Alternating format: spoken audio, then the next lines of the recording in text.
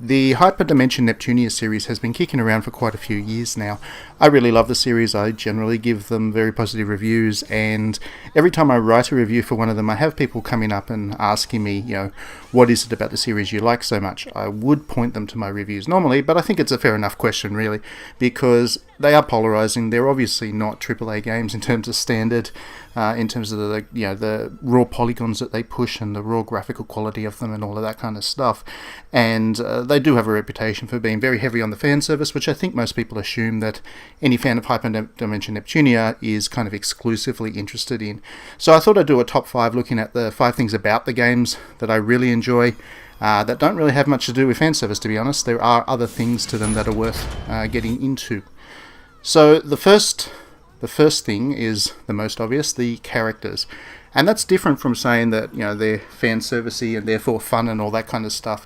They are. There is certainly a lot of fan service in Hyperdimension Neptunia, and I would be lying to say it wasn't amusing and enjoyable in its own way. And I think, everybody is quite honest about that when they're asked about it. If they like the Hyperdimension Neptunia series, they like the fan service, which is fine. But there's more to the characters than just that. And I think that's the point that a lot of people miss.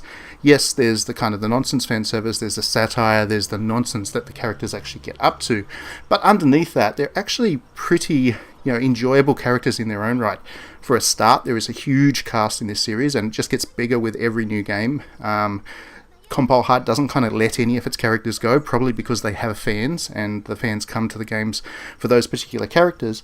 But in addition to keeping the existing stable of characters and making sure that they all have a role to play in a plot, they always look to add new characters and find, new fans and give people new things to look at. So this series is very proactive in giving you new characters, and they're all different, and you can get into all kinds of debates with people about which character is the best and which character is the most enjoyable and which ones they don't like, which ones they do. To be fair, there aren't many characters that people don't like. They have favourites, but the whole point of this series is every character is kind of likeable, even if they're not your favourite, even if they kind of annoy you at times. They are likeable characters, and it's about putting likeable characters in likeable situations, which are not too serious, which are fun, but at the same time, they give the characters a chance to be, heroes and to do the world-saving thing. And yes, it's all set in the context of satire, but there's more to it than that, and you'd really need to play through one of these games in full to kind of get a sense of that, because when people share screenshots, when people share bits and pieces about the games, it's always the kind of the stuff that has the highest impact, which is all these kind of the highlights and the nonsense moments. But there's a lot running underneath it, and these games are full of long-winded cutscenes, to be honest, and those cutscenes, involve an awful lot of dialogue, and because of that, you do get a good sense of the characters, and that's very important for me. I'm a big fan of narrative. I'm a big fan of characters, and one of the things I love about the Hyperdimension Neptunia series is that it has so many characters that I enjoy. So every scene is basically an enjoyable one.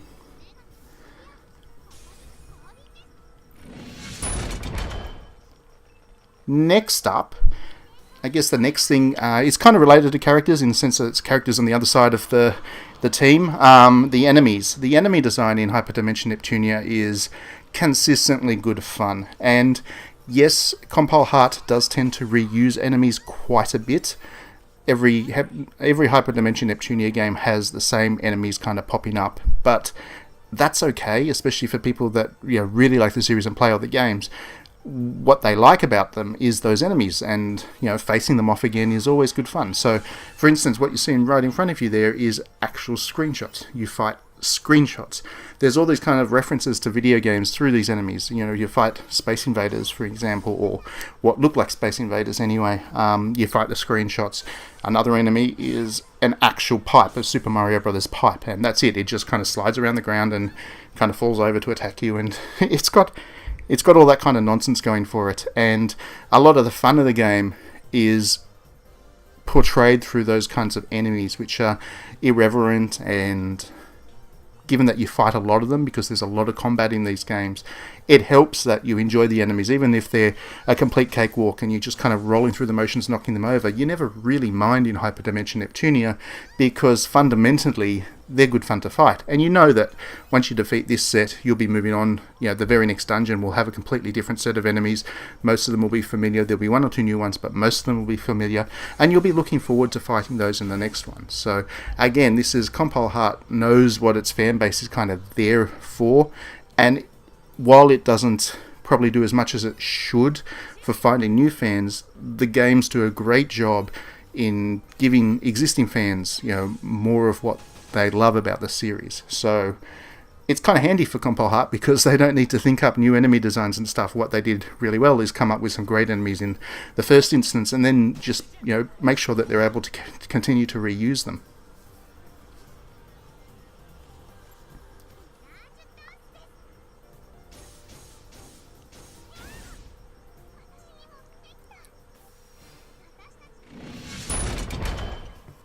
So the third thing I really love about the Hyperdimension Neptunia series is how effective the game is at keeping you moving forward through it.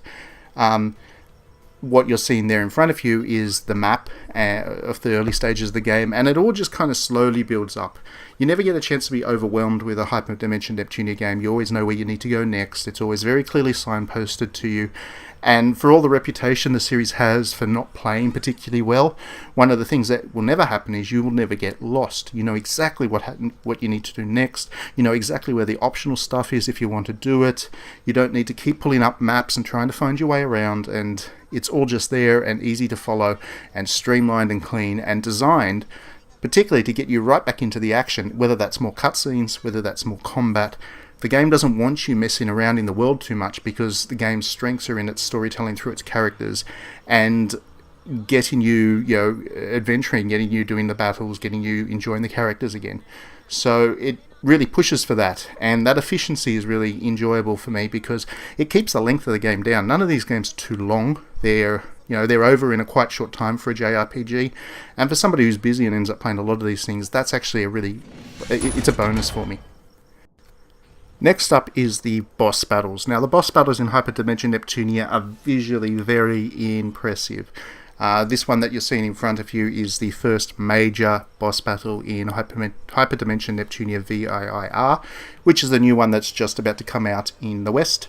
And as you can see, the boss is larger, way larger than the screen. It's huge, it's larger than life. The visual effect of when it attacks your team is quite impressive, and it manages to dwarf your characters. So visually it has all the hallmarks of a really intense boss battle, and they're also quite prolonged. Anybody who's played a Hyperdimension Neptunia game will know that the bosses tend to have quite a lot of health. That doesn't mean they're difficult, and I think that's important because while one of my criticisms of this particular game is it's perhaps a little bit too easy, most of the titles in this series have boss battles which hit the right balance of being just challenging enough to be enjoyable while also not being so difficult that while they look visually impressive, they are actually intimidating to play.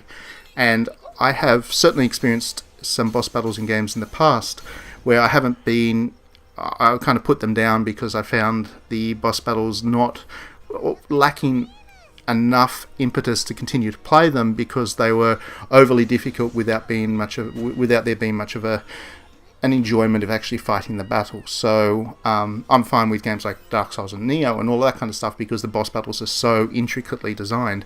But there are other games, especially in the JRPG genre, where these things are just a pain to work through. And with the Hyperdimension Neptunia series, what you get is the really impressive visuals, and you get the really impressive, really exciting attacks and the really big special effects and all that kind of stuff. But you get all of that without feeling like you have to go away and grind for hours and hours and hours just to have a chance of beating the boss, without it feeling like it's so... You don't feel like you're going through the motions just to beat it, just to continue going on. This is a highlight as opposed to being something that is a roadblock to progress through the game. So, yeah, the boss battles in Hyperdimension Neptunia are particularly impressive. And finally, one of the real strengths of the Hyperdimension Neptunia series is its consistency. As I've mentioned a little bit in the video already, the characters are Compile Heart has done a great job of keeping the characters alive and building on a strong foundation of enjoyable characters. They've done the same thing with the enemies. Like I said, you fight the same enemies in each game, and you want to because they're so enjoyable. The basic idea of these enemies is so enjoyable. So it actually works to Compile Heart's advantage that a really niche game like this, where the fans are going to pick up everything anyway because they like the basic formula, will get what they're looking for from one game to the next. At the same time, a newcomer can come in and not feel too isolated and alienated that they haven't played the previous games, because not only does this game do a good job, these games do a good job of introducing you to what they're about, but you know that one game to the next is familiar enough that once you finish the first one, you can go back and immediately, step right into it, and you can become a real fan of the series and really look forward to each game because you know exactly what you're going to get. And I think that's really smart. There's a lot of JRPGs out there that really try and innovate from one game to the next, and they don't end up with a core fan base that kind of sticks with them. This is especially true for something like Final Fantasy in recent times, where each game is so significantly different to the last that the fan base isn't necessarily transferable from one to the next. You might be a fan of Final Fantasy 13, but you didn't enjoy Final Fantasy 15. You're not automatically going to go and look for Final Fantasy 16.